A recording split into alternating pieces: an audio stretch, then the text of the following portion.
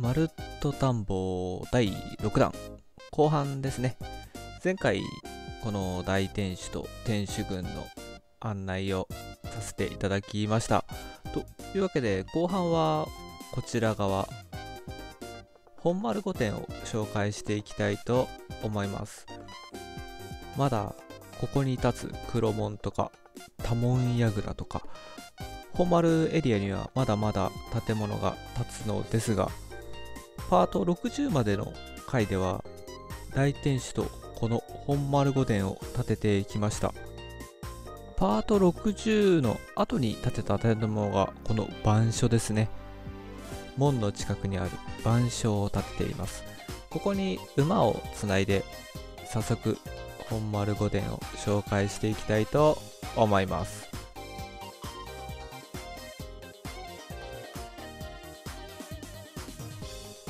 パート57では表御殿を作るですね。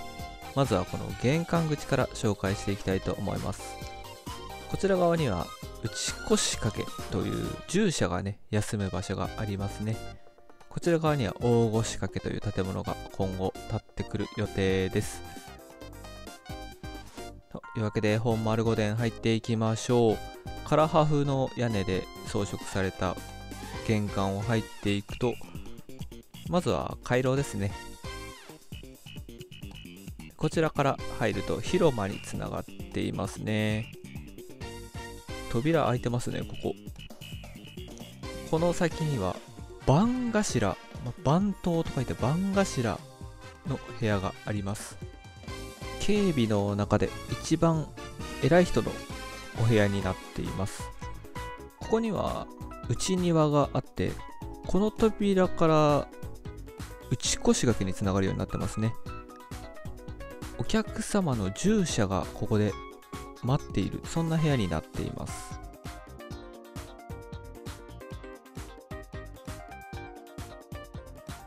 ここから中庭に出ることができます。ここは接近ですね。トイレですね。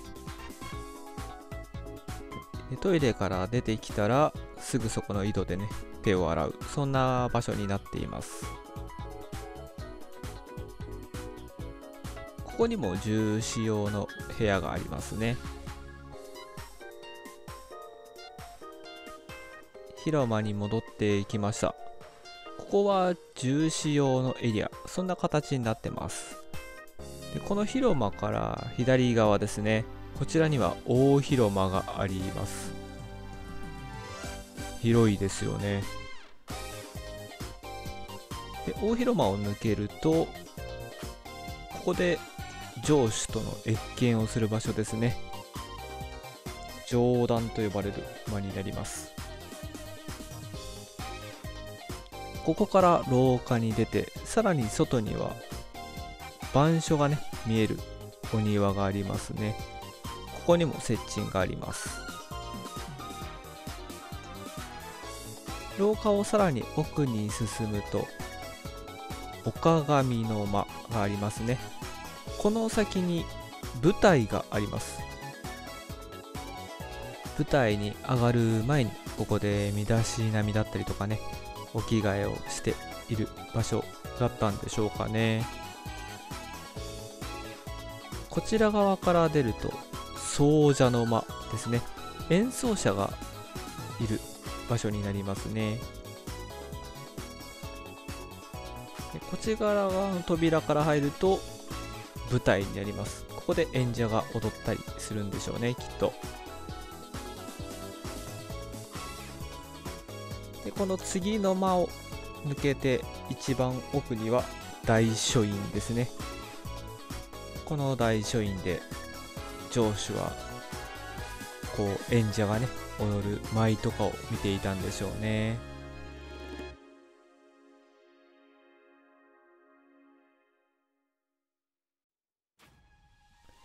大書院の外にはお庭もあります。いずれ作りたいですよね、ここも。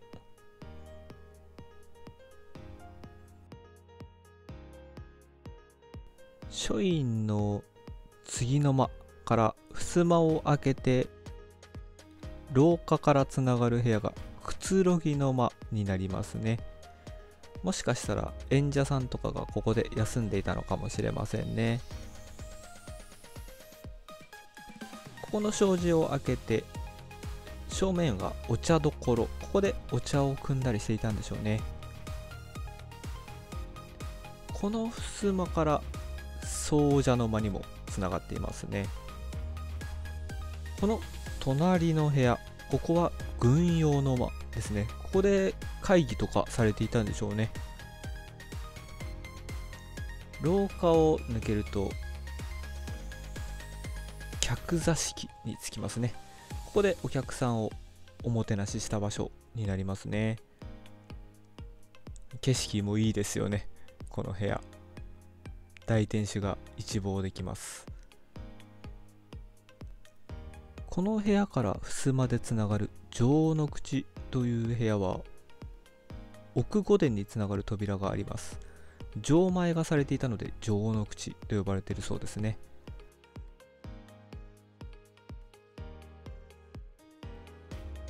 客座敷も広いですよね。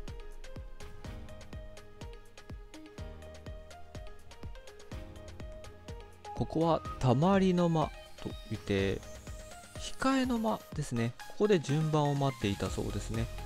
軍用の間の会議とか会議が始まる前にここで待っていたんでしょうね。こちら側に行くと老中の間がありますね。ここで老中がお仕事をしていたので、老中に呼び出された方もね、おそらく手前のたまりの間で待っていたんでしょうね。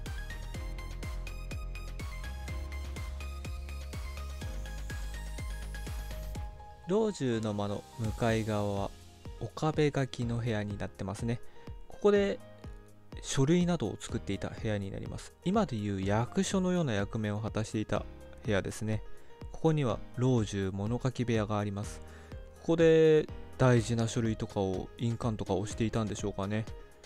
隣には御用人の間ですね。多分役人さんがここで書類を書き上げていたんでしょうね。御用人の間からは中庭に出れます。老中が大事に育てる盆栽もある中庭ですね。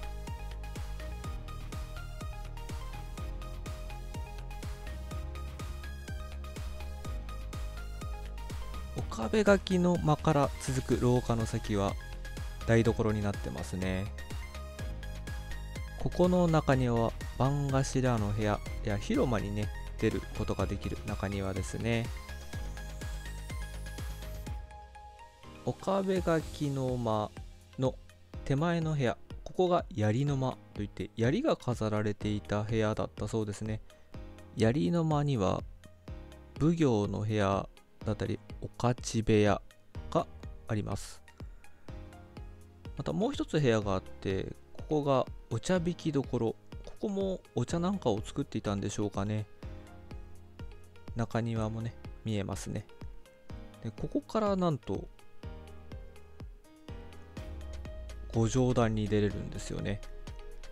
ここで殿様を守るためにね兵士が潜んでいた場所だったりしますね。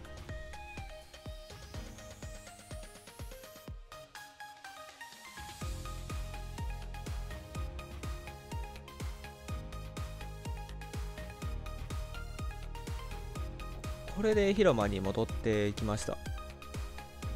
表御殿はこの南側半分になりますね。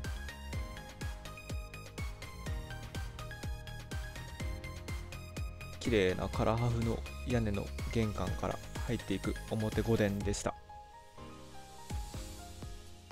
パート58では奥御殿を作りました。この扉から入っていきます。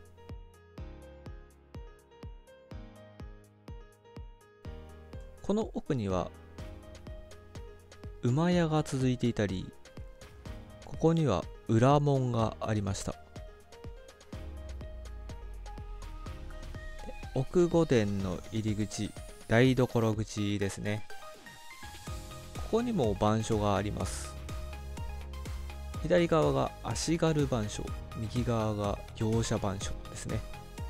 ここから足軽番所中に入ることができます。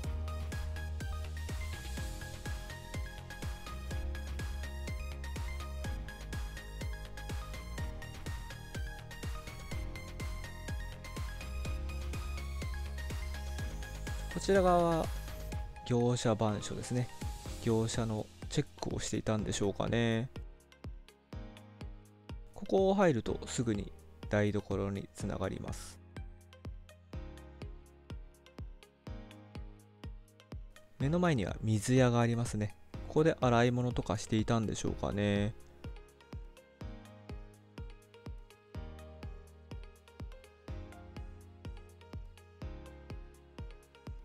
台所ですね。屋根がとても高い部屋になっています。外から見た時にね、通気口が見えると思うんですけど、ここですね。ここから煙を排出する、そんな建物になっていますね。この部屋は米蔵ですね。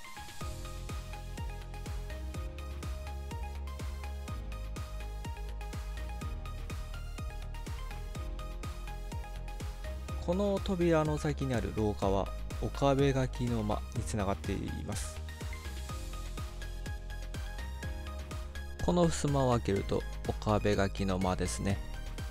こちら側には猫の間という部屋があります。ここから中庭につながっている部屋ですね。猫の間は猫敷きということでむしろを引いています。ここが坊主の部屋ですね。家具部屋になりますね。畳がしまってあります。ここが納戸ですね。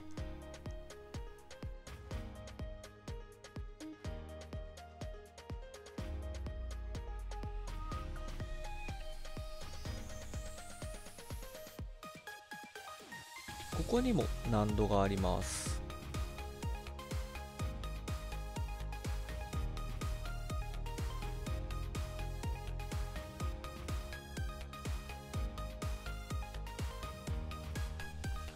こちら側の部屋は近習板書ですね。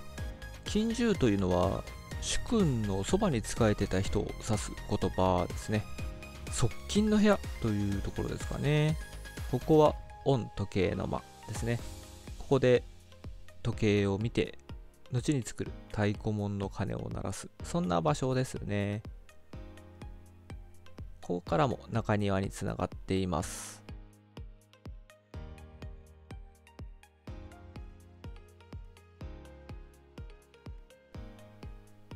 御時計の間から奥は完全なプライベートスペースにつながっていきます。ここは三の間ですね。女中さんが控えていた場所になりますね。ここは納戸ですね。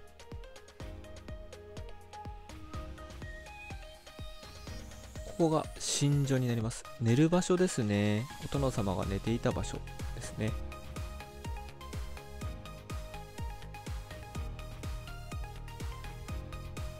ここから上段の間につながります。一番格式の高い部屋になります。そして今の上段ですね。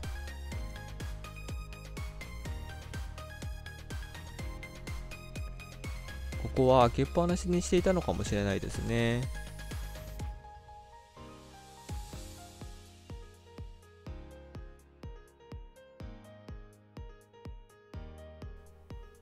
ご寝所から奥に行くとお風呂があります。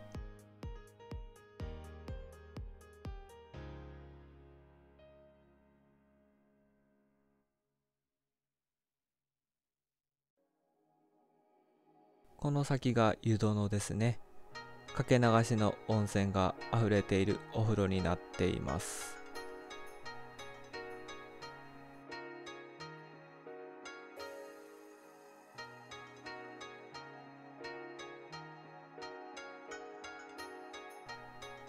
ここにも接近がありますね。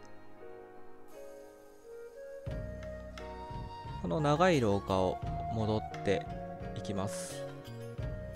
この左側から出るとご金蔵だったりとか井戸がありますね。中庭というんですかね。城主のお庭みたいなところに出ることができます。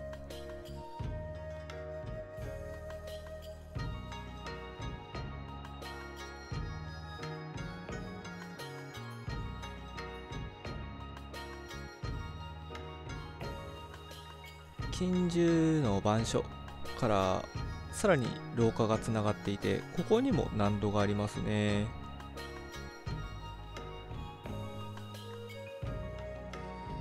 ここは医者休みどころ、お医者さんが来た時にここに待機していただくとこですね。ここがご右筆部屋、何か書き物をする部屋だったそうですね。そしてここが目付役の部屋になりますね。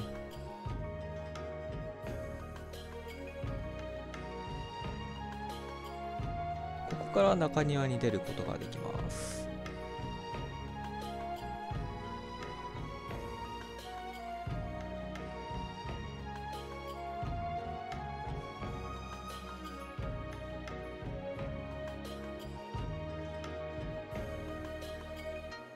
台所の奥には井戸がありますね。ここには焼き物どころ、ここに火打ち石とスコップがあるのでね、かまどに火をつけたり消したりすることもできます。台所口の突き当たりには薪部屋がありますね。この薪部屋を抜けていくと長屋に出ます。ここには料理人が住んでいましたね。ここはまかないどころ、ここで料理をしていたそうですね。長屋の一番手前は納戸になっています。外に出て2つ目の部屋、ここが料理人部屋ですね。で、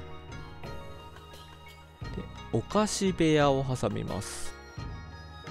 そして料理人頭の部屋、こんな形でね、長屋は構成されています。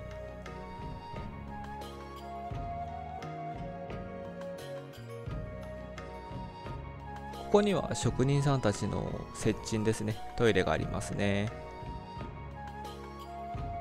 ここからお目付け役のお部屋につながっています。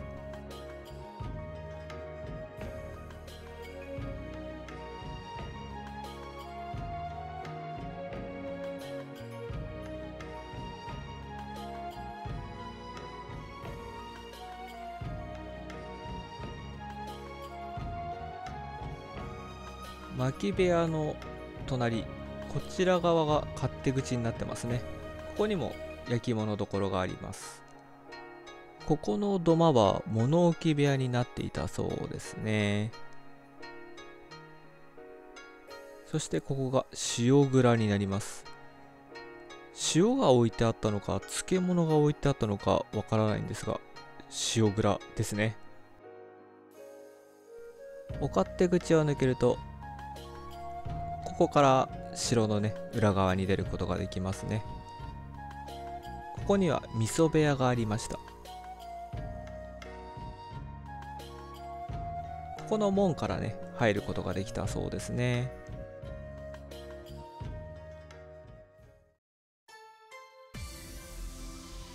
さて、残りはあと一つですね。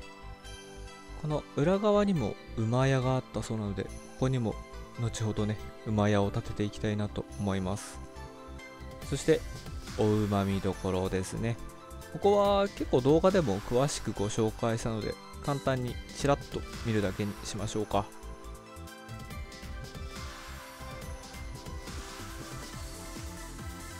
こんな感じでね、お馬さんを見ることができる部屋になっています。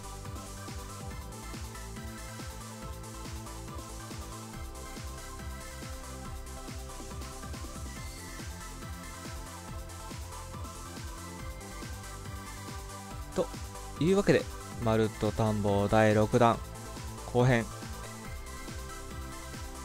松本城をぐるっと一周していきました。パート51からパート60の前半で天守軍、後半でこちらのね、本丸御殿を作ってきました。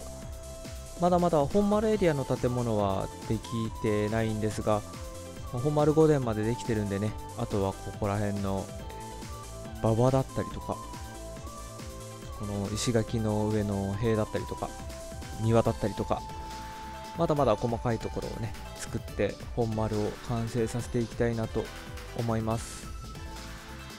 ただ今後ちょっと整地とかもしなきゃいけないのでね、これから2、3週間もしかしたら動画投稿別のゲームを上げるかもしれませんが、本丸のね建築は続けていく予定ですので、少し間空くかもしれませんが、その後パート61からも楽しみにしていただければなと思います。1100人の感謝祭もねどこかでやりたいなと思っておりますので、ぜひぜひ今後も応援していただけたらと思います。というわけで、まるっと探訪第6弾この辺で終わりたいと思います。最後までご視聴ありがとうございました。チャンネル登録、高評価、コメントいただけると嬉しいです。それではまたお会いしましょう。